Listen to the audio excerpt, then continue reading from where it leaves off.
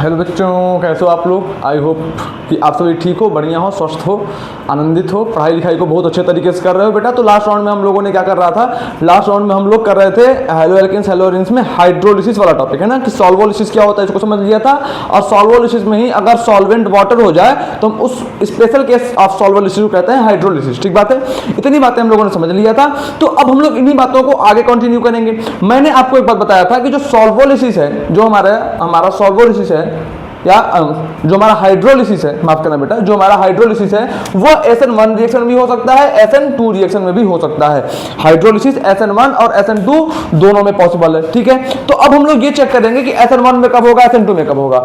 SN1 में अगर hydrolysis होता है तो मैंने आप लोगों को पढ़ाया था हाइड्रोलिसिस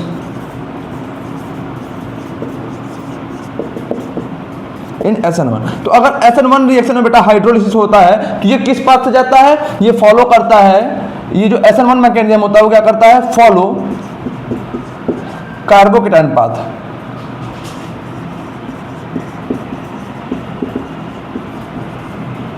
फॉलो कार्बोकेटाइन पाथ। और मैंने आपको एक एग्जांपल कराया था ऐसा कुछ, यहां पे लगा दिया था आपका Br। इसका रिएक्शन मैंने कराया था आपके H2O के साथ, है ना।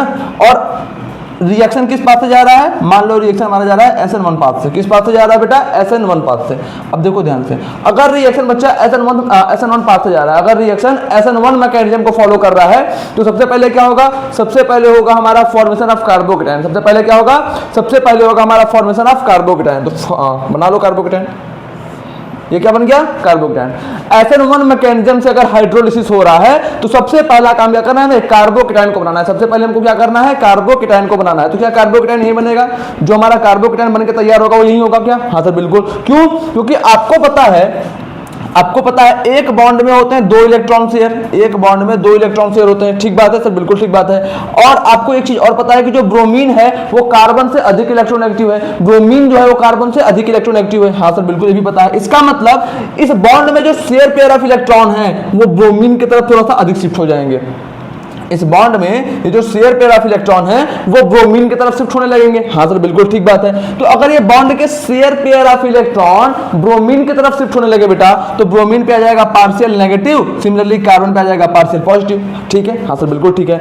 और जब बॉन्ड टूटेगा, देखो ये जो दोनों इलेक्ट्रॉन है वो ब्रोमीन की तरफ शिफ्ट हो गए हैं, ये जो दोनों इलेक्ट्रॉन है वो ब्रोमीन की तरफ शिफ्ट हो गए हैं। तो जब दोनों इलेक्ट्रॉन ब्रोमीन की तरफ शिफ्ट हो गए हैं तो जब बॉन्ड टूटेगा तो ब्रोमीन क्या करेगा, इन दोनों इलेक्ट्रॉन को अपने ऊपर लेते हुए बाहर निकल जाएगा। ब्रोमीन क्या करेगा, इन दोनों इलेक्ट्रॉन को अपने ऊपर लेते हुए बाहर निकल जाएगा। तो क्या बन गया, Br नेगेटिव। समझ पा रहे बात को, क्यों, क्योंकि पोलैरिटी आ गई। समझो बात को, समझो। इसको मैं लास्ट बार बता रहा हूँ, कुछ बच्चों को डाउट था तो मैं इसको दोबारा एक्सप्लेन कर रहा हूँ। सर आप बॉन्ड कैसे ब्रेक कर रहे हो, ये बात नहीं समझ में आ रही है, कुछ बच्चों को डाउट था तो मैं लास्ट बार बता रहा हूँ, ध्यान समझना।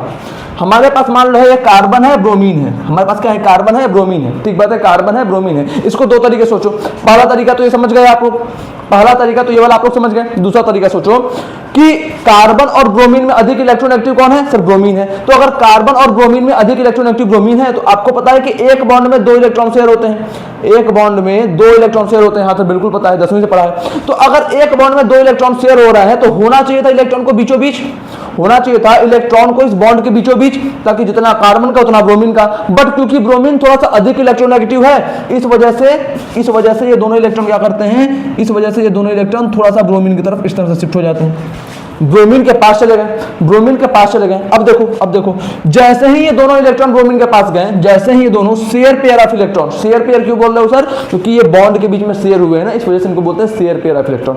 2 हैं इसलिए पेयर, और इन दोनों के बॉन्ड में शेयर है, इस वजह से बोलते हैं शेयर पेयर ऑफ इलेक्ट्रॉन। तो जैसे ही ये share pair of electron bromine की तरफ शिफ्ट हुए, क्या यहाँ पे एक पोलैरिटी क्रिएट नहीं हो गई, सर बिल्कुल हो गया, यानी कि हो गया डेल्टा पॉजिटिव, क्योंकि इससे इलेक्ट्रॉन, कार्बन से इलेक्ट्रॉन दूर चले गए तो इस पे आ गया डेल्टा पॉजिटिव। और इस पे आ गया डेल्टा नेगेटिव। सर इसमें कंप्लीट पॉजिटिव कंप्लीट नेगेटिव क्यों नहीं आया? क्योंकि बेटा इलेक्ट्रॉन इससे दूर बस शिफ्ट हुए हैं, कंप्लीटली इसको छोड़ के नहीं गए अभी तक। इलेक्ट्रॉन इससे दूर अभी बस शिफ्ट हुए हैं, इसको कंप्लीटली छोड़ के नहीं गए। ठीक बात है? हाँ सर। अब देखो, अब सोचो कि जब बॉन्ड तोड़ोगे, अब क्योंकि पोलैरिटी क्रिएट हो गई, क्योंकि पोलैरिटी क्रिएट हो गई, और जब भी दो बॉन्ड के बीच में पोलैरिटी क्रिएट हो जाता है, जब भी दो बॉन्ड के बीच में पोलैरिटी क्रिएट हो जाता है, उस केस में जो बॉन्ड फ्यूजन होता है, जो बॉन्ड ब्रेकिंग का प्रोसेस होता है, वो होता है हेटेरोलिटिक। ठीक है? अगर दो बॉन्ड के बीच में पोलैरिटी क्रिएट हो गई, देखो ये पॉजिटिव या नेगेटिव पोलैरिटी क्रिएट हो गई ना, हाँ सर। अगर दो बॉन्ड के बीच में पोलैरिटी क्रिएट हो जाता है बेटा, उस केस में जो बॉन्ड फ्यूजन का प्रोसेस होता है, उस केस में जो बॉन्ड फ्यूजन का प्रोसेस होता है, वह ज्यादातर केस में क्या करता है? वो ज्यादातर केस में होता है हेटेरोलिटिक बॉन्ड फ्यूजन। तो यहां पे कैसा बॉन्ड फ्यूजन होगा? अब बोलोगे हेटेरोलिटिक, यहां पे होगा हेटेरोलिटिक बॉन्ड फ्यूजन। समझ में आया? समझ में आया बात? और सर हेटेरोलिटिक बॉन्ड फ्यूजन क्या होता है? हेटेरोलिटिक बॉन्ड फ्यूजन बेसिकली ऐसा है कि जो शेयर पेयर ऑफ इलेक्ट्रॉन होते हैं, वो दोनों शेयर पे वो जो भी शेयर, देखो हेटेरोलिटिक बॉन्ड फ्यूजन में जो हमारे पास शेयर पेयर ऑफ इलेक्ट्रॉन है, वो share pair of electron bond के टूटने के बाद मोर इलेक्ट्रोनेगेटिव एलिमेंट पर शिफ्ट हो जाते हैं।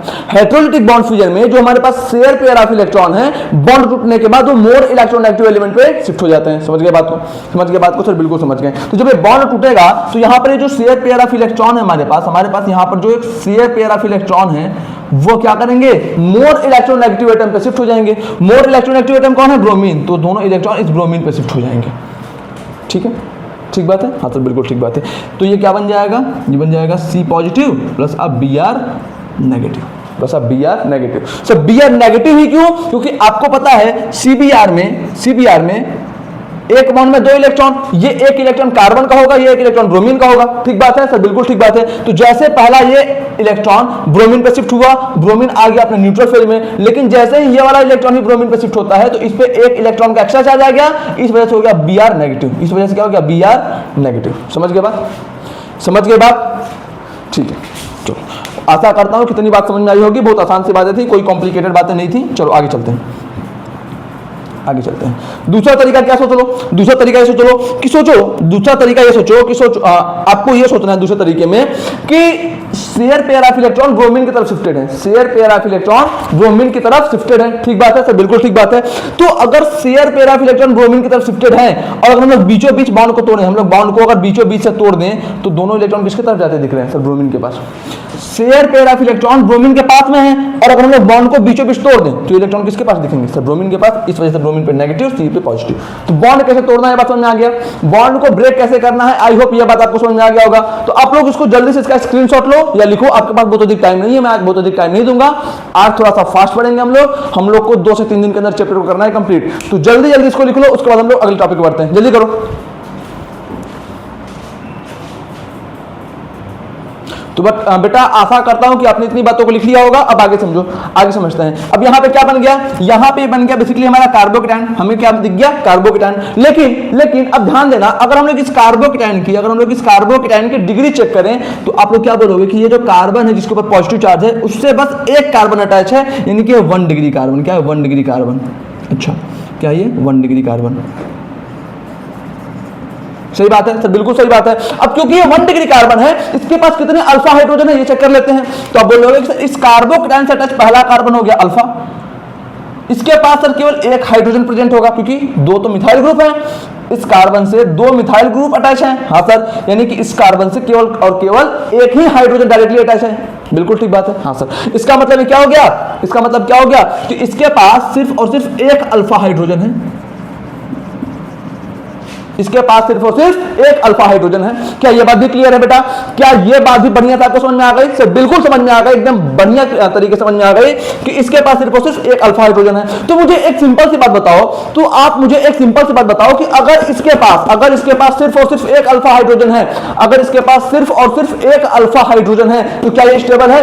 क्या ये स्ट्रक्चर स्टेबल है? क्या ये कार्बोकेटायन स्टेबल है? तो आप बोलोगे नहीं सर, कार्बोकेटायन यहाँ पे क्या है? कार्बोकेटायन को मैं शॉर्ट फॉर्म में सीसी लिख रहा हूं। क्या है ये? अनस्टेबल है। क्या है? अनस्टेबल। साथ साथ लिखते रहो, एकदम जल्दी जल्दी पढ़ते रहो। ये कार्बोकेटायन क्या है? अनस्टेबल। क्यों है अनस्टेबल? क्योंकि इसके पास सिर्फ और सिर्फ एक अल्फा हाइड्रोजन प्रेजेंट है। तो अब ये कार्बोकेटायन क्या चाहेगा? ये कार्बोकेटायन क्या चाहेगा बेटा? ध्यान दो, क्या चाहेगा? वो बोलेगा कि भाई देखो, अगर ये कार्बोकेटाइन क्या सोचेगा, इसका सोच देखो, ये कार्बोकेटाइन ये सोचेगा कि अगर मैं यहां से इस पोजीशन पे आ गया, अगर मैं यहां से इस पोजीशन पे आ गया, पहले बना लो, चलो मैंने मान लिया कि तू आ गया। कार्बोकेटाइन सोच रहा है कि अगर मैं यहां से इस पोजीशन पे आ गया तो मेरे पास 1H 2H 3H 1H 2H 3H 1H 2H 3H। ये कार्बोकेटाइन क्या सोच रहा है कि अगर मैं यहां से उठ के किसी तरीके से यहां पे आ गया तो मेरे पास 3 3 6 3 9 अल्फा हाइड्रोजन हो जाएंगे।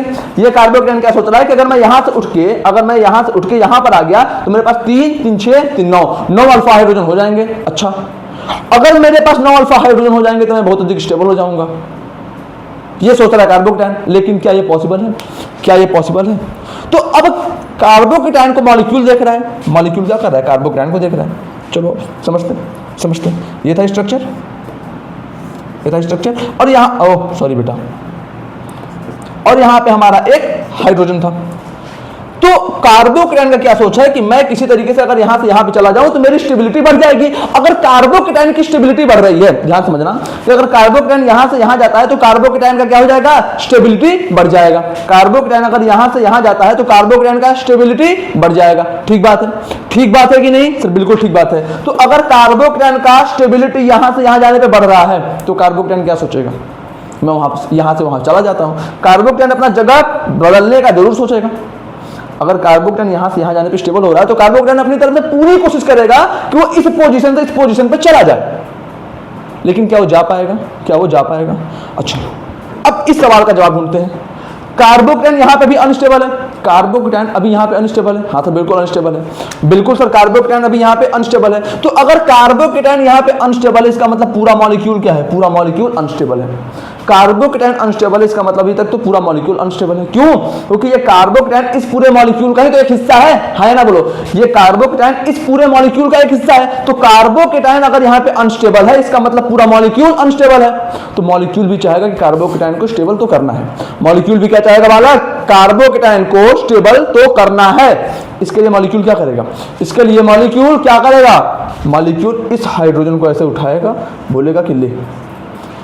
हाइड्रोजन को क्या बोलेगा मॉलिक्यूल हाइड्रोजन को क्या बोलेगा, मॉलिक्यूल हाइड्रोजन को ये बोलेगा कि देख भाई ऐसा कर। मॉलिक्यूल क्या बोलेगा हाइड्रोजन को, देखो समझाता हूं, यही स्ट्रक्चर था और यहां पे था हाइड्रोजन, ठीक है। हाँ सर, एक बॉन्ड में 2 इलेक्ट्रॉन शेयर होते हैं, बिल्कुल ठीक बात है। हाँ सर बिल्कुल ठीक बात है। कहने को तो हाइड्रोजन और कार्बन की इलेक्ट्रोनेगेटिविटी लगभग बराबर होती है। हाँ सर बिल्कुल ठीक बात है। इसका मतलब इन दोनों इलेक्ट्रॉन को बीच में ही रहना चाहिए था। लेकिन मॉलिक्यूल को दिख रहा है कि अगर ये कार्बोकेटाइन यहां पे आ जाता है तो स्टेबिलिटी बढ़ जाएगी, अगर ये कार्बोकेटाइन यहां पे आ जाता है तो स्टेबिलिटी बढ़ जाएगी। तो मॉलिक्यूल क्या करेगा, मॉलिक्यूल बोलेगा कि भाई हाइड्रोजन भाई सुन। तो हाइड्रोजन बोलेगा सुना। तो मॉलिक्यूल बोलेगा कि एक काम कर, तू जो कार्बन और हाइड्रोजन, यहां पे क्या है, यहां पे भी एक कार्बन है, तो इस कार्बन और इस हाइड्रोजन के बीच में जो दोनों शेयर पेयर ऑफ इलेक्ट्रॉन है तो उसे अपने पास रख ले। तो बॉन्ड को इस तरह से मॉलिक्यूल तोड़ देगा। मॉलिक्यूल क्या करेगा, कार्बन और हाइड्रोजन के बॉन्ड को इस तरह से तोड़ देगा ताकि दोनों share pair of electron hydrogen पे शिफ्ट हो जाए। तो यहां से क्या बनके तैयार हो गया, यहां से बनके तैयार हो गया कुछ ऐसा, ये हो गया पॉजिटिव, ये हो गया पॉजिटिव और हो गया यहाँ पे H नेगेटिव। यहाँ पे क्या हो गया, H नेगेटिव। अब जैसे ही H नेगेटिव बना, hydrogen share pair of electron को तो तोड़ लिया, लेकिन अब हाइड्रोजन के पास इन दोनों इलेक्ट्रॉन को संभालने की क्षमता है नहीं।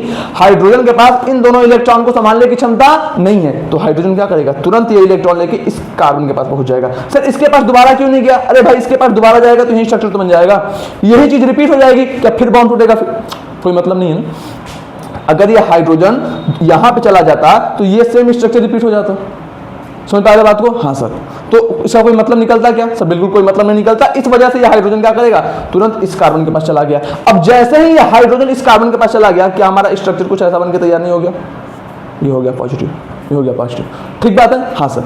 अभी देखो ये मिथाइल है, यानी ये कार्बन है, ये कार्बन है, ये कार्बन है, एक कार्बन 4 बॉन्ड बनाता है सर, बिल्कुल ठीक बात है, लेकिन सर यहां पे हर एक कार्बन 3 बॉन्ड बनाए हुए दिख रहे हैं। तो मैंने आपको बॉन्ड लाइन नोटेशन पढ़ाया था, और बॉन्ड लाइन नोटेशन में मैंने आपको एक बात बता रखी है कि हाइड्रोजन को बॉन्ड लाइन नोटेशन में शो नहीं करते हैं। बाय डिफॉल्ट मान लिया करो कि हमारे पास कार्बन के पास इतने हाइड्रोजन होंगे, बाय डिफॉल्ट मान लिया करो कि हमारे कार्बन के पास इतने हाइड्रोजन प्रेजेंट होंगे कि कार्बन की बैलेंस सेटिस्फाइड रहे। इसका मतलब यहां पे कितने हाइड्रोजन होंगे, यहां पे 3 हाइड्रोजन। देखो थोड़ा सा फास्ट पढ़ा रहा हूं क्योंकि सब 11th के टॉपिक हैं, सब 11th के टॉपिक हैं और मैंने रिवीजन लेक्चर्स में सब बता रखा है। तो समझे बात को, समझे बात को। जैसे ही कार्बोकेटायन इस पोजीशन पे शिफ्ट हुआ, वैसे इसके पास 3 3 6 3 9, इसके पास 9 अल्फा हाइड्रोजन होंगे। इसके पास कितने अल्फा हाइड्रोजन होंगे, 9 अल्फा हाइड्रोजन होंगे। यानी कि कार्बोकेटायन क्या हो गया, बहुत अच्छा खासा स्टेबल हो गया। क्या हो गया, कार्बोकेटायन बहुत अच्छा खासा स्टेबल हो गया। तो अब देखो ध्यान से, बात को समझो। हुआ क्या, मॉलिक्यूल अपनी स्टेबिलिटी को बढ़ाने के लिए कार्बोकेटायन को एक प्लेस से दूसरे प्लेस पे शिफ्ट कर दिया। मॉलिक्यूल जो था अपनी स्टेबिलिटी को बढ़ाने के लिए कार्बोकेटायन को यहां से यहां पे शिफ्ट कर दिया। मॉलिक्यूल अपनी स्टेबिलिटी को बढ़ाने के लिए कार्बोकेटायन को एक पोजीशन से दूसरे पोजीशन पे कर दिया शिफ्ट। ठीक है, यही किया है ना सर, बिल्कुल यही किया है। तो क्योंकि कार्बोकेटायन अपने जगह से दूसरे जगह पे जा रहा है, यानी कि कार्बोकेटायन क्या हो रहा है, रीअरेंज हो रहा है। क्या हो रहा है, रीअरेंज हो रहा है। कार्बोकेटायन का अरेंजमेंट हो रहा है ना, पोजीशन को बदल देना, एक घर से दूसरे घर में जाना, क्या हो गया, एक टाइप का रीअरेंजमेंट ही तो है कि मैं अपना घर रीअरेंज कर रहा हूं, मतलब रूम छोड़ रहा हूं। बस वही बात है कि कार्बोकेटायन अपने पोजीशन के छोड़ के दूसरे पोजीशन पे जा रहा है। इसका मतलब कार्बोकेटायन का क्या हो रहा है, रीअरेंजमेंट। तो यहां पे क्या हुआ है, कार्बोकेटायन का रीअरेंजमेंट हुआ है। यानी कि अगर कार्बोकेटायन आपके मॉलिक्यूल में बन गया, अगर आपके स्ट्रक्चर में कार्बोकेटायन का फॉर्मेशन हो गया, तो हमें यह बात का पक्का ध्यान देना है कि कार्बोकेटायन रीअरेंज हो सकता है कि नहीं। हमें इस बात का पक्का ध्यान देना है कि कार्बोकेटायन रीअरेंज हो सकता है कि नहीं। हाँ या ना बोलो सर, बिल्कुल सही बात है। तो यहां पे क्या हुआ है, सबसे पहले हुआ है रीअरेंजमेंट ऑफ कार्बोकेटायन। क्या हुआ है, रीअरेंजमेंट ऑफ कार्बोकेटायन। ठीक है, तो इतनी बातें मेरे को बस समझाने को थी। मैं आशा करता हूं कि आपको समझ में आ गई होंगी, होप करता हूं कि आपको ये सारी बातें समझ में आ गई होंगी। चलो आगे चलते हैं। अब मैं इसको डायरेक्ट कर रहा हूं, जिन बातों को इतने डिटेल में मैंने लिखा था, अब इसको क्या कर रहा हूं, डायरेक्ट कर रहा हूं। डायरेक्ट क्या, कार्बोकेटायन अपने पोजीशन को रीअरेंज कर रहा है, अपने पोजीशन को शिफ्ट कर रहा है। अब कार्बोकेटायन अपने पोजीशन को किस वजह से शिफ्ट कर पा रहा है, बात को समझो। कार्बोकेटायन यहां से यहां तो चला गया, लेकिन किस वजह से शिफ्ट हुआ, क्योंकि हाइड्रोजन जो था वो अपने पोजीशन को बदल के यहां पे आ गया। कार्बोकेटायन का फॉर्मेशन यहां पे कैसे हुआ, क्योंकि हाइड्रोजन अपने जगह को बदल के यहां से यहां पे आ गया। तो यहां पे क्या हुआ, बेसिकली हाइड्राइड शिफ्ट हुआ ना। हाइड्रोजन मतलब हाइड्राइड शिफ्ट की वजह से कार्बोकेटायन का फॉर्मेशन हुआ इस जगह पे। यहां पे कार्बोकेटायन का फॉर्मेशन हुआ बिकॉज ऑफ हाइड्राइड शिफ्ट। तो हम लोग क्या लिखेंगे, हाइड्राइड शिफ्ट। हाइड्राइड शिफ्ट क्या होता है, समझ में आया। हाइड्राइड मतलब H नेगेटिव, यहां से क्या हुआ, H नेगेटिव, ये हाइड्रोजन मॉलिक्यूल जो था वो H नेगेटिव में कन्वर्ट हुआ था और वहां से यहां पे आ गया था। तो हाइड्राइड, ये रीअरेंजमेंट किसकी वजह से हुआ, हाइड्राइड शिफ्ट की वजह से हुआ। इस वजह से हम लोग क्या लिख देते हैं, हाइड्राइड शिफ्ट। क्या लिख देते हैं यहाँ पे, हाइड्राइड शिफ्ट। समझ में आया बात, क्या ये बात समझ में आया आप लोगों को, क्या ये बात आप सभी को समझ में आया। देखो बेटा, जिसने रिवीजन किया होगा उसको समझ में आ रहा होगा, और जिसने रिवीजन नहीं किया उसको जिम्मेदारी मैं क्या, दुनिया में कोई नहीं ले सकता। रिवीजन करते रहो, नहीं कर रहे हो कुछ नहीं, छोड़ दो पढ़ाई लिखाई, कोई मतलब नहीं है, बोर्ड पास करो चाहो। आगे देखो आप लोग लगभग मिड सेशन में एंटर कर रहे हो, बातें बुरी लगेंगी बट यही फैक्ट है। रिवीजन नहीं कर रहे हो, घूमने फिरने पर ध्यान दे रहे हो, अगर लग रहा है कि जो मैं सोच रहा हूँ वही बेटर है, जो मैं करूँगा वही सबसे बेहतरीन है, तो कोई ज़रूरत नहीं है, कोई मतलब नहीं है आप लोगों का पढ़ने लिखने का। जैसे जैसे टीचर बताता है वैसे वैसे अगर आप करते जाओगे तो आपकी केमिस्ट्री बाय डिफॉल्ट अपने आप अच्छी हो जाएगी। ऑर्गेनिक में तो मैं इतनी पकड़ करवा दूंगा, इतने क्वेश्चन करवा दूंगा, आप लोग 2 से 3 दिन के अंदर देखोगे पूरा हिमांशु पांडे और MS चौहान के सारे इंपॉर्टेंट क्वेश्चन हम लोग क्लास में कर रहे होंगे, PYQ भी हम लोग क्लास में कर रहे होंगे। फिर आप लोग उठाना कहीं का भी क्वेश्चन, कोई भी मॉड्यूल उठा लेना, दुनिया किसी कोचिंग के सारे क्वेश्चन बन रहे होंगे, लेकिन उसके लिए जैसे टीचर बोले वैसे करना है। नहीं कर रहे हो तो कोई मतलब भी नहीं है। तो इतना सारा चीज़ देखना भी क्यों है, कोई नहीं, पहले आप जरूरी हो, आपका फ्यूचर जरूरी है। चलो आगे देखो, यहाँ पे क्या हुआ, हाइड्राइड शिफ्ट। क्या हुआ बेटा, हाइड्राइड शिफ्ट। तो हाइड्राइड शिफ्ट होने की वजह से कार्बोकेटायन यहाँ पे बन गया, यहाँ पे क्या बन गया, कार्बोकेटायन बन गया। अब हमारे पास आ गया H2O। अब हमारे पास क्या आ गया, अब H2O, यानी कि अब H2O यहाँ पे रिएक्शन शो करेगा, यानी कि जैसे कार्बोकेटायन का फॉर्मेशन हो गया उसके बाद H2O मॉलिक्यूल आएगा और यहाँ पे कार्बोकेटायन पे अटैक करेगा। अब आपको देखो H2O के पास एक तो हो गया हमारा H पॉजिटिव और OH नेगेटिव। H2O को हम लोग ऐसे लिख सकते हैं क्या, H पॉजिटिव और OH नेगेटिव। H2O को हम लोग H positive and OH negative लिख सकते हैं कि नहीं, बोलो लिख सकते हैं कि नहीं, सर बिल्कुल लिख सकते हैं। तो अब बताइए OH नेगेटिव किस पोजीशन पर अटैक करेगा, तो अब बोलोगे सर ये नेगेटिव है ये पॉजिटिव है, यानी कि OH नेगेटिव इस पोजीशन पर अटैक करेगा और स्ट्रक्चर क्या बनकर तैयार हो जाएगा, OH। ठीक बात है, ठीक बात है, समझ में आया, समझ में ये केस समझ में आ गया आपको, ठीक है। अब अगली बात देखो, अगली बात देखो, यहाँ पे हो क्या रहा है, यहाँ पे हो क्या रहा है, मैं तुमसे पूछ दूं कि बताओ यहाँ पे रेट डिटरमाइनिंग स्टेप कौन सा होगा, RDS, रेट डिटरमाइनिंग स्टेप यहाँ पे कौन सा होगा, तो आप क्या बोलोगे कि सर यहाँ पे बंदा न्यूट्रल है, यहाँ पे बंदा न्यूट्रल है, यहाँ पे बंदा चार्ज है, यानी कि न्यूट्रलिटी से चार्ज की तरफ मूव करना, इसका मतलब अनस्टेबल। जो बंदा न्यूट्रल है वो अधिक स्टेबल होता है और जो बंदा चार्ज है वो कम स्टेबल होता है। ऑर्गेनिक केमिस्ट्री में आप लोग हमेशा एक कॉन्सेप्ट याद रखना कि जिसके ऊपर चार्ज वो कम सुखी, जिसके ऊपर चार्ज नहीं वो ज्यादा सुखी, समझ में आया। जिसके ऊपर जितना अधिक चार्ज वो उतना दुखी इंसान है और जिसके ऊपर जितना कम चार्ज वो उतना सुखी इंसान है। यानी कि अगर किसी बंदे के पास चार्ज है तो वो है अनस्टेबल और जिसके पास चार्ज नहीं है वो स्टेबल। चार्ज इज लाइक उधार, चार्ज क्या है, एक टाइप का उधार है। जिसके ऊपर उधार है वो क्या है, अनस्टेबल है, वो दुखी इंसान है, और जिसके ऊपर चार्ज नहीं है यानी कि उसके पास उधार नहीं है वो सुखी इंसान है। तो क्या ये बात समझ में आया। तो क्या ये वाला स्टेप हमारा RDS होगा, ये वाला स्टेप हमारा RDS होगा, मतलब रेट डिटरमाइनिंग स्टेप होगा। क्यों, क्योंकि ये है न्यूट्रल, ये क्या है न्यूट्रल, ये क्या है न्यूट्रल, और ये क्या है चार्ज, क्या है चार्ज, यानी कि चार्ज स्पीसीज जो होते हैं, चार्ज स्पीसीज जो होते हैं वो कम स्टेबल होते हैं एज कंपेयर टू न्यूट्रल। तो न्यूट्रल से अनस्टेबल प्रोसेस तक जाने वाला स्टेप, न्यूट्रल से अनस्टेबल मॉलिक्यूल तक जाने वाला स्टेप, न्यूट्रल से अनस्टेबल मॉलिक्यूल तक जाने वाला स्टेप ही हमारा क्या होता है, रेट डिटरमाइनिंग स्टेप। समझ में आ गया बात। तो देखो इस बात को मैं दोबारा रिपीट कर दिया। तो SN1 मैकेनिज्म ऑफ हाइड्रोलिसिस आपको समझ में आ गया होगा। आप लोग जल्दी से इसको लिख लो या स्क्रीनशॉट ले लो, फिर हम लोग आगे मूव करते हैं। जल्दी करो, आपके पास 2 सेकंड का टाइम है बस। लिखिए बेटा, पॉज कर करके लिखते रहो, आज मैं लिखने का बहुत अधिक टाइम नहीं दूंगा। देखो अगला क्वेश्चन समझो, अगला क्वेश्चन समझो ध्यान से। ये क्या हो गया, Cl हो गया। इसका रिएक्शन हम लोग किससे करा रहे हैं, H2O के साथ करा रहे हैं। किससे करा रहे हैं, H2O के साथ करा रहे हैं। अब ध्यान दो, अब ध्यान दो, ध्यान दो, कौन सा मैकेनिज्म फॉलो करेगा सर, SN1 मैकेनिज्म फॉलो करेगा। क्या करेगा, SN1 मैकेनिज्म फॉलो करेगा। सर सुनो, आपने देखते ही ये बात कैसे बोल दी कि ये SN1 मैकेनिज्म को फॉलो करेगा। आप देखते ही ये बात कैसे बोल सकते हो कि ये SN1 मैकेनिज्म को फॉलो करेगा। मैं बताता हूं, देखो ध्यान से, ध्यान से देखो। ये जो बंदा है, ये जो अल्काइल हैलाइड है, क्या ये 3 डिग्री नहीं है क्या, क्या ये 3 डिग्री हैलाइड नहीं है क्या।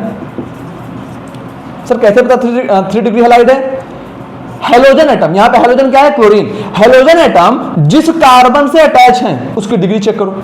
ये जो हेलोजन एटम है वो डायरेक्टली इस कार्बन से अटैच है। हाँ सर, इस कार्बन की डिग्री कितनी है, इस कार्बन की डिग्री कितनी है, तो आप बोलोगे कि सर इस कार्बन की डिग्री है 3, ये जो कार्बन है वो 3 डिग्री कार्बन है। मैं पूछा कैसे है 3 डिग्री कार्बन, तो आप बोलोगे कि सर ये carbon further 1 carbon 2 carbon 3 carbon, यानी कि ये कार्बन डायरेक्टली 1 2 3 कार्बन से अटैच है, इस वजह से ये हो गया हमारा 3 डिग्री कार्बन। ये क्या हो गया, 3 डिग्री कार्बन। ठीक बात है, पक्की बात है, अच्छी बात है सर, बहुत अच्छी बात है। तो ये 3 डिग्री हैलाइड हो गया। और याद करो, अपने कॉपी के पेज को पलटो, कॉपी के पेज को पलटो। क्या मैंने आपको ये बात नहीं लिखवा रखी SN1 मैकेनिज्म में और SN2 मैकेनिज्म में कि जो 3 डिग्री अल्काइल हैलाइड है, जो 3 डिग्री अल्काइल हैलाइड है वो सबसे अच्छा SN1 रिएक्शन शो करता है।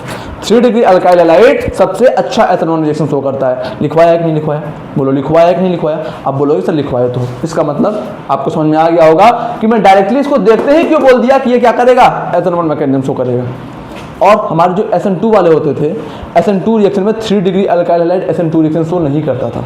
ये पॉइंट भी लिखवाया हूँ कि 3 degree alkyl halide do not show SN2 reaction, लिखवाया था सर बिल्कुल। तो यहाँ पे क्या होगा बेटा, अगर SN1 रिएक्शन होगा, यहाँ पे अगर यहाँ पे SN1 रिएक्शन होता है तो सबसे पहले क्या होगा सर, सबसे पहले होगा फॉर्मेशन ऑफ कार्बोकेटायन, बन गया कार्बोकेटायन।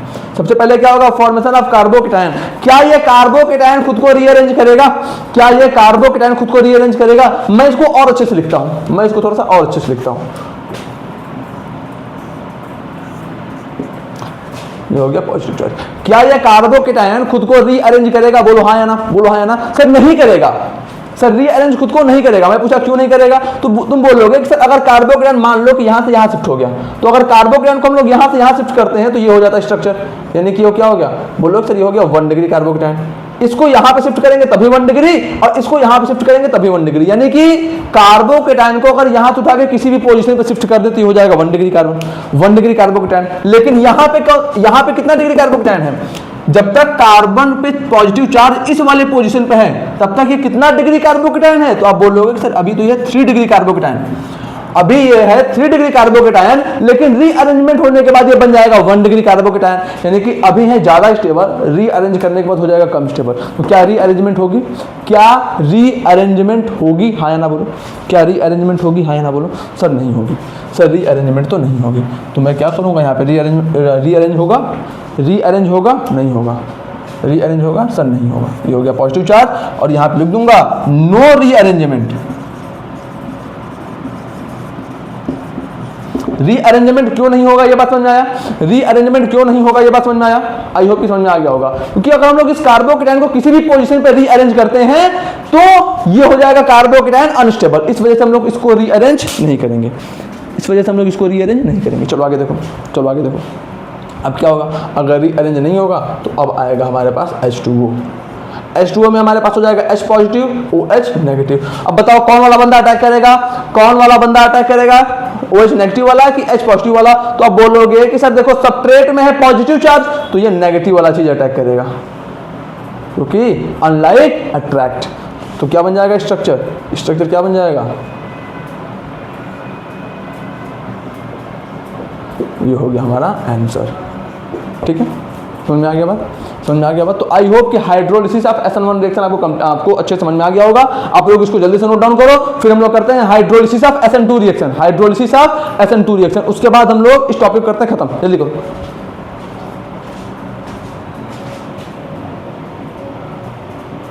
ठीक है बेटा, इतना हो गया, इतना हो गया। अब आओ आगे देखते हैं, आओ आगे की कुछ चीजें समझते हैं। सर कौन सी चीजें समझनी है? ध्यान देना, ध्यान देना एकदम। बेटा बात यह है कि जो हमारा रीअरेंजमेंट होता है, लिख लो इस बात को, जो हमारा रीअरेंजमेंट होता है वो कहां से कहां होता है? वो होता है लेस स्टेबल कार्बोकेटायन। वो क्या होता है? लेस स्टेबल कार्बोकेटायन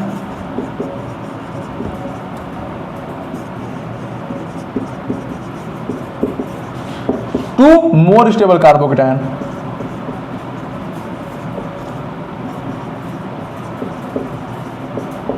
रीअरेंजमेंट हमेशा बालक लेस स्टेबल साइड से मोर स्टेबल साइड की तरफ होता है।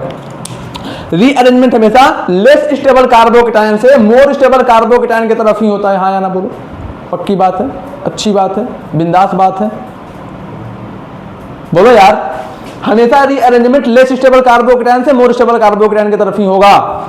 रीअरेंजमेंट करते क्यों है? रीअरेंजमेंट करते क्यों है? To gain stability, to gain stability, है ना। रीअरेंजमेंट हमेशा स्टेबिलिटी को अचीव करने के लिए करते हैं। तीसरी बात, जो हमारा रीअरेंजमेंट है वो 1 डिग्री से 2 डिग्री की तरफ हो सकता है, 1 डिग्री कार्बोकेटायन से 2 डिग्री कार्बोकेटायन की तरफ हो सकता है, 1 डिग्री कार्बोकेटायन से 3 डिग्री कार्बोकेटायन की तरफ हो सकता है। समझ गए बात को? हाँ सर। 2 डिग्री कार्बोकेटायन से रीअरेंजमेंट हमेशा 2 डिग्री कार्बोकेटायन से 3 डिग्री कार्बोकेटायन की तरफ हो सकता है। हाँ या ना बोलो? हाँ या ना बोलो? सर बिल्कुल ठीक बात है, ठीक, बिल्कुल ठीक बात है। लेकिन रीअरेंजमेंट कभी भी 2 डिग्री कार्बोकेटायन से 1 डिग्री कार्बोकेटायन, 2 डिग्री कार्बोकेटायन से 1 डिग्री कार्बोकेटायन की तरफ रीअरेंजमेंट कभी नहीं होगा। 2 डिग्री कार्बोकेटायन से 1 डिग्री कार्बोकेटायन की तरफ रीअरेंजमेंट कभी भी नहीं होगा। समझ गए बात को? 3 डिग्री कार्बोकेटायन से 2 डिग्री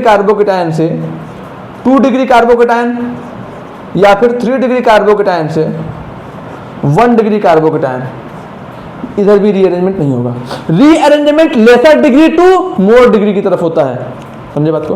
रीअरेंजमेंट कम डिग्री से अधिक डिग्री की तरफ होता है, मोर डिग्री से कम डिग्री की तरफ नहीं होगा। ठीक है, पक्की बात, यानी कि 1 से 3 हो सकता है लेकिन 3 से 1 नहीं होगा ज़्यादातर केस में। ज़्यादातर केस में यही बात को आपको मान के चलना है, ठीक है। तो आप इन सारी बातों को लिखते रहो, जल्दी लिखो, जल्दी लिखो, जल्दी लिखो। हो गया, हो गया, चलो बहुत अच्छी बात है अगर हो गया तो।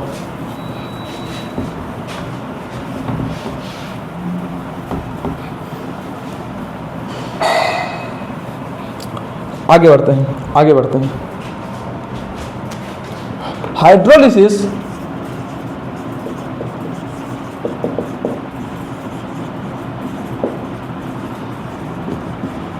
For SN2 reaction, hydrolysis for SN2 reaction. अब आप बात को ध्यान समझना, बात को ध्यान से समझना। क्या समझना है सर? सर क्या समझना है? और ध्यान से देखो। मान लो हमारे पास क्या है, CH H, यहाँ पे मैंने लिया Cl, यहाँ पे मैंने क्या ले लिया, Cl, क्या ले लिया, Cl ले लिया, और क्या बना, क्या किया मैंने, H2O से रिएक्शन शो किया इसका। मैंने यहाँ पे लिया CH3Cl, इसका H2O से रिएक्शन करवा दिया, क्या करवा दिया, H2O से रिएक्शन करवा दिया। अब ध्यान देखो, H2O को हम लोग हमेशा H पॉजिटिव और OH नेगेटिव के फॉर्म में लिख सकते हैं। H2O को हमेशा हम लोग H positive and OH negative के फॉर्म में लिख सकते हैं, या ना बोलो। H2O को हम लोग हमेशा H positive and OH negative के फॉर्म में लिख सकते हैं, यस और नो, यस और नो भाई। सर बिल्कुल लिख सकते हो, सर बिल्कुल लिख सकते हो। अब देखो, अब देखो, अब देखो, ये क्या है, ये क्या है, तो आप बोलोगे सर ये है हमारा मिथाइल हैलाइड। क्या है, मिथाइल हैलाइड। अच्छा अच्छा, अब मैं तुमसे पूछूंगा कि यहाँ पर रिएक्शन SN1 पाथ से जाएगा कि SN2 पाथ से जाएगा? यहाँ पर रिएक्शन SN1 मैकेनिज्म से जाएगा कि SN2 मैकेनिज्म से जाएगा? बताओ चलो, यहाँ पर रिएक्शन SN1 मैकेनिज्म से जाएगा कि SN2 मैकेनिज्म से जाएगा? हाँ या ना बोलो, जल्दी बोलो, जल्दी बोलो। तो एक बच्चा क्या करेगा, एक बच्चा क्या करेगा कि सर ने पूछा है तो पहले मैं कार्बोकेटाइन बना के चेक कर लेता हूं। सर ने अगर पूछ दिया तो मैं पहले कार्बोकेटाइन बना लेता हूं, उसके बाद चेक कर लेता हूं कि 1 डिग्री से जाएगा कि 2 डिग्री से जाएगा, ओ कि SN1 से जाएगा कि SN2 से जाएगा। सबसे पहला काम क्या करेगा, एक बच्चा उठा और सबसे पहले क्या किया, सबसे पहले बना दिया कार्बोकेटाइन। बोलेगा कि अगर SN1 मैकेनिज्म फॉलो किया, अगर ये रिएक्शन SN1 मैकेनिज्म को फॉलो किया तो सबसे पहले ये बॉन्ड इस तरह से शिफ्ट होगा, इस बॉन्ड इस तरह से टूटेगा, सबसे पहले ये बॉन्ड इस तरह से टूटेगा तो क्या बनेगा, ये कार्बोकेटाइन बनेगा। क्या बनेगा, ये कार्बोकेटाइन बनेगा। अच्छा, अब फिर बच्चे को क्या दिखा कि जो कार्बोकेटाइन है, ये जो कार्बोकेटाइन है इसके पास एक भी अल्फा हाइड्रोजन नहीं है, इसके पास 0 अल्फा हाइड्रोजन है।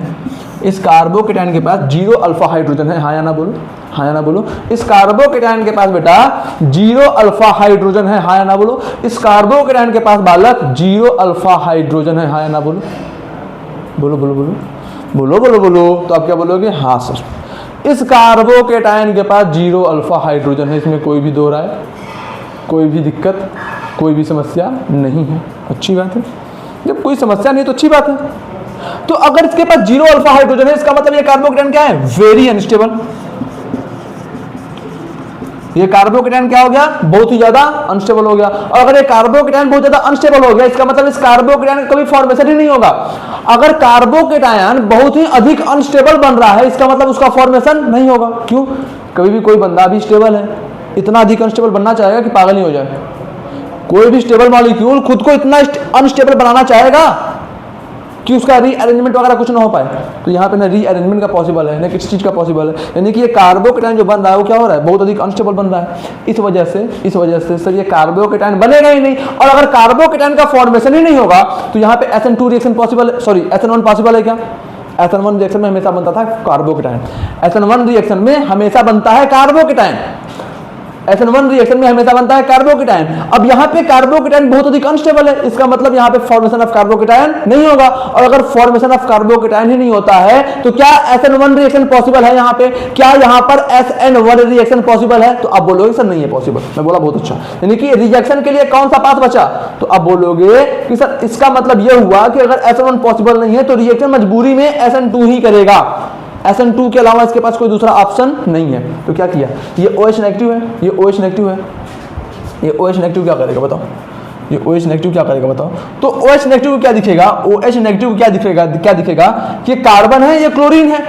कार्बन और क्लोरीन में अधिक इलेक्ट्रोनेगेटिव कौन है? तो कार्बन और क्लोरीन में अधिक इलेक्ट्रोनेगेटिव थोड़ा सा हमारा क्लोरीन है। कार्बन एंड क्लोरीन में क्लोरीन हमारा ज्यादा इलेक्ट्रोनेगेटिव है, यानी कि क्लोरीन पे आ जाएगा डेल्टा नेगेटिव, कार्बन पे आ जाएगा डेल्टा पॉजिटिव। क्लोरीन पे हो गया हमारा डेल्टा नेगेटिव और कार्बन पे क्या हो गया हमारा डेल्टा पॉजिटिव। क्लोरीन पे क्या हो गया डेल्टा नेगेटिव और कार्बन पे क्या हो गया हमारा डेल्टा पॉजिटिव। ठीक बात है, अच्छी बात है, बढ़िया बात है सर, बिल्कुल बढ़िया बात है। अब देखो ध्यान से, अब देखो ध्यान से, ये नेगेटिव चार्ज क्या करेगा, ऐसे चला गया इस डेल्टा पॉजिटिव पे अटैक किया। नेगेटिव चार्ज क्या किया, जाएगा इस डेल्टा पॉजिटिव पे अटैक करेगा। सर ये नेगेटिव चार्ज इस डेल्टा पॉजिटिव पे ही क्यों अटैक करेगा, क्योंकि यहाँ पे कुछ हल्का पॉजिटिव चार्ज है ना, हल्का पॉजिटिव चार्ज है ना इसके पास। हाँ सर बिल्कुल पॉजिटिव चार्ज है हल्का सा। तो मुझे एक सिंपल सी बात बताओ कि हल्का पॉजिटिव चार्ज है तो क्या ये पॉजिटिव और नेगेटिव आपस में अट्रैक्शन फील नहीं करेंगे? सर करेंगे। दूसरी बात, यहाँ पे अटैक किया, अब ये अटैक फ्रंट साइड होगा कि बैक साइड होगा? तो अब बोलोगे कि सर SN2 रिएक्शन होना है और SN2 रिएक्शन में हमेशा होता है back side attack. SN2 reaction में हमेशा क्या होता है, बैक साइड अटैक। तो ये अटैक कुछ ऐसा होगा, ये अटैक कुछ ऐसा होगा, पीछे से होगा, इस कार्बन पे अटैक पीछे से होगा। ठीक है, हाँ सर। अब जैसे यहाँ पे हो गया बैक साइड अटैक तो क्या होगा, ये क्लोरीन निकलेगा, ये क्लोरीन क्या कर जाएगा, क्लोरीन यहाँ से निकल जाएगा और हमारा क्या बन जाएगा, CH और यहाँ पे हो गया Cl, क्या हो गया यहाँ पे Cl। ठीक, प्लस सॉरी OH, माफ करना बेटा, OH plus of Cl negative, plus of Cl negative. ये होगा हमारा रिएक्शन। किस पाथ से गया, SN2 पाथ से गया। किस पाथ से गया, SN2 पाथ से गया। मैकेनिज्म आपको पता है, एक टाइम ऐसा आएगा कि ट्रांजिशन स्टेट का फॉर्मेशन होगा, वन स्टेप का रिएक्शन होगा, बाकी इसमें कोई बताने वाली बात नहीं है। तो आप समझ गए कि यहाँ पर SN2 मैकेनिज्म क्यों फॉलो हो रहा है, क्योंकि कार्बोकेटायन अगर बनता तो बहुत अधिक अनस्टेबल होता, इस वजह से मॉलिक्यूल कभी कार्बोकेटायन बनाएगा ही नहीं। अगर कार्बोकेटायन मॉलिक्यूल कभी बना ही नहीं रहा, इसका मतलब यहाँ पे SN1 रिएक्शन की पॉसिबिलिटी ही खत्म। अगर मॉलिक्यूल कभी कार्बोकेटायन बनाएगी नहीं तो SN1 रिएक्शन की पॉसिबिलिटी ही हो गई खत्म। अब जब SN1 रिएक्शन की पॉसिबिलिटी ही खत्म हो गई तो SN2 से ही जाएंगे हम लोग, तो हम लोग SN2 से ही जाएंगे। अब अगली बात ध्यान देना, SN2 रिएक्शन से अगर आप जा रहे हो तो क्या प्रोसेस होगा, क्या स्टेप होगा। सबसे पहले ये OH नेगेटिव इस कार्बन पर बैक साइड अटैक करेगा। बैक साइड अटैक क्यों करेगा, क्योंकि मैंने आपको बता रखा है कि SN2 रिएक्शन में हमेशा होता है back side attack. SN2 reaction में हमेशा क्या होता है, बैक साइड अटैक। अगर SN2 रिएक्शन में बैक साइड अटैक होता है तो ये जो OH नेगेटिव है, जो न्यूक्लियोफाइल है, वो जाकर बैक साइड में जुड़ जाएगा, बैक साइड से जाके जुड़ जाएगा। ठीक, तो ये जो हमारा मॉलिक्यूल बनके तैयार हुआ, यहाँ पे क्या हुआ, रिटेंशन की इन्वर्जन। मॉलिक्यूल जो हमारा बनके तैयार हो गया, वहां पे क्या होगा, रिटेंशन की इन्वर्जन। तो आप क्या बोलोगे कि sir OH negative back side से जाके अटैच हुआ है, OH नेगेटिव हमारा बैक साइड से जाके अटैच हुआ है, इसका मतलब यहाँ पे क्या होगा, इन्वर्जन होगा। इसका मतलब यहाँ पे क्या होगा, इन्वर्जन होगा। क्या होगा, इन्वर्जन होगा। तो इतनी बातें क्लियर हैं, बिल्कुल अच्छे से। तो आशा करता हूँ कि ये सारे कॉन्सेप्ट आपको बढ़िया तरीके से समझ में आए होंगे। तो आप जल्दी से इसको नोट डाउन करो, उसके बाद हम लोग इससे कुछ इंपॉर्टेंट पॉइंट देखते हैं। जल्दी करो।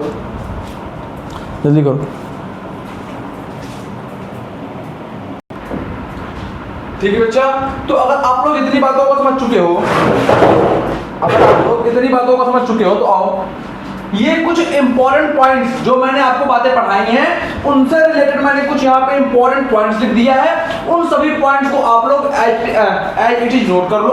इन सभी पॉइंट्स को आप लोग अच्छे से नोट कर लो और बढ़िया तरीके से रिवाइज कर लो। ये सारे पॉइंट्स यहाँ इंपॉर्टेंट हैं, ये क्वेश्चन सॉल्व करने में हेल्प करेंगे। ठीक है, और hydrolysis is possible by both SN1 and SN2, यानी कि SN1 mechanism and SN2 mechanism दोनों में हाइड्रोलिसिस पॉसिबल था कि नहीं था? सर बिल्कुल था, अभी आपने करके दिखाया, वही बात लिख दिया। दूसरा बात क्या, 3 degree halide react at the faster rate through SN1, यानी कि अगर हमारे पास 3 डिग्री अल्काइल हैलाइड है तो वो SN1 रिएक्शन ज्यादा अच्छा शो करेगा, है ना, बहुत फास्ट शो करेगा।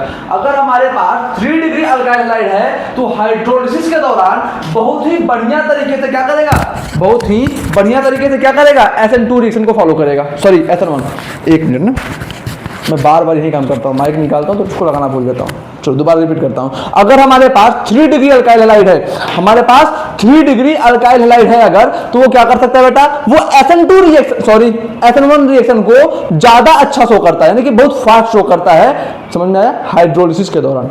समझ के बात को एक बार और, कि हमारे पास जो 3 डिग्री अल्काइल हैलाइड है वो SN1 रिएक्शन बहुत फास्ट करता है इन हाइड्रोलिसिस। ठीक है, अगला पॉइंट देखो, methyl halide and 1 degree halide can also react eight reasonably faster rate through SN2, यानी कि जैसे हमारे पास 3 डिग्री हैलाइड SN1 रिएक्शन को बहुत फास्ट शो कर रहा था, हाइड्रोलिसिस के दौरान, वैसे ही मिथाइल हैलाइड और 1 डिग्री हैलाइड बहुत ही फास्ट SN2 रिएक्शन करते हैं ड्यूरिंग हाइड्रोलिसिस।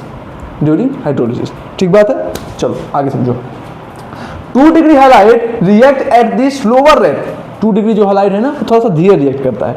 2 डिग्री हैलाइड थोड़ा धीरे रिएक्ट करता है, SN2 में भी SN1 में भी। आओ देखो, it is not too reactive in SN1 और SN2 रिएक्शन, है ना। यानी कि SN1 मैकेनिज्म ले लो या फिर SN2 मैकेनिज्म ले लो, दोनों में ही 2 डिग्री हैलाइड बहुत ज़्यादा फास्ट रिएक्शन शो नहीं करता। दोनों ही केस में 2 डिग्री हैलाइड बहुत फास्ट रिएक्शन शो नहीं करता। ये बात भी क्लियर है क्या? ये बात भी क्लियर है क्या? आई होप ये बात भी क्लियर है। तो आपने इस पॉइंट को भी अच्छे समझ लिया। अगला H2O क्या है? H2O यानी कि वाटर हमारा एक वीक न्यूक्लियोफाइल होता है। वाटर हमारा एक वीक न्यूक्लियोफाइल होता है। सर आपको कैसे पता वीक न्यूक्लियोफाइल? तो मैं बेटा आप लोगों को एक कॉन्सेप्ट बता चुका हूं। अगर आपने हाइड्रोकार्बन का मेरे लेक्चर देखे हुए हैं तो मैंने आपको एक कॉन्सेप्ट बताया हुआ है कि जो हमारे पास OH नेगेटिव होता है वह ज्यादा स्ट्रॉन्ग न्यूक्लियोफाइल होता है एज कंपेयर टू H2O। मतलब कि नेगेटिव चार्ज वाले न्यूक्लियोफाइल थोड़े से स्ट्रॉन्ग होते हैं। और H2O क्या है? H2O है हमारा न्यूट्रल। ये क्या है? न्यूट्रल। और न्यूट्रल वाले न्यूक्लियोफाइल थोड़े से वीक होते हैं। Negatively charge nucleophile are stronger, neutral nucleophiles are weaker. Neutral के जो न्यूक्लियोफाइल्स होते हैं वो नेगेटिवली चार्ज न्यूक्लियोफाइल से थोड़ा सा वीक होते हैं। ठीक है, ये बात लिखा है कि H2O is a weak nucleophile. ठीक बात है। Hence prefer SN1 mechanism. अब जो वीक न्यूक्लियोफाइल होते हैं, जो हमारे पास वीक न्यूक्लियोफाइल हैं, वह SN1 मैकेनिज्म को ज्यादा प्रीफर करते हैं। वीक न्यूक्लियोफाइल SN1 मैकेनिज्म को ज्यादा प्रीफर करते हैं as compare to SN2। Weak nucleophile SN1 mechanism को ज्यादा अच्छा प्रीफर करते हैं एज कंपेयर टू SN2। ठीक है, अगला making 3 degree halide more reactive than methyl halide. अच्छा, अब क्योंकि H2O वीक न्यूक्लियोफाइल है, यानी कि ये खुद SN1 पाथ से जाना चाहेगा। जो हमारे पास H2O है वो वीक न्यूक्लियोफाइल है। अगर H2O वीक न्यूक्लियोफाइल है तो वह SN पाथ को ज्यादा अच्छा करना चाहेगा। वीक न्यूक्लियोफाइल अगर H2O तो वह वो SN1 मैकेनिज्म को शो करना चाहेगा। वो खुद SN1 मैकेनिज्म को शो करना चाहेगा। ठीक बात है? हाँ सर। तो अगर हमसे कोई बंदा क्वेश्चन पूछ ले कि बताओ 3 डिग्री हैलाइड और मिथाइल हैलाइड दोनों में ज्यादा फास्ट रिएक्शन कौन करेगा, तो आप बोलोगे कि सर अगर SN1 की बात है, बंदा यही बोलेगा देखो 3 डिग्री हैलाइड जो है वो कर रहा है SN1 रिएक्शन और मिथाइल हैलाइड जो है वो कर रहा है SN2 रिएक्शन। दोनों में फास्ट रिएक्शन कौन शो करेगा? H2O के साथ। तो बच्चा क्या बोलेगा कि सर H2O खुद चाहता है SN1 मैकेनिज्म को फॉलो करना। इस वजह से पहली बात तो ये 3 डिग्री हो गया, पहली बात तो ये 3 डिग्री हैलाइड हो गया। दूसरी बात H2O वीक न्यूक्लियोफाइल होगा, यानी कि दोनों क्या चाह रहे हैं? दोनों मिलकर चाह रहे हैं SN2 रिएक्शन करना, SN1 रिएक्शन करना। फिर से समझो, देखो ध्यान दो। 3 डिग्री हैलाइड, पहली बात तो 3 डिग्री हैलाइड है, दूसरी बात ये H2O है, यानी कि ये वीक न्यूक्लियोफाइल है, ये वीक न्यूक्लियोफाइल है और ये 3 डिग्री हैलाइड है। तो 3 डिग्री हैलाइड भी क्या चाहता है? SN1 करना। 3 डिग्री हैलाइड भी क्या चाहता है? SN1 करना।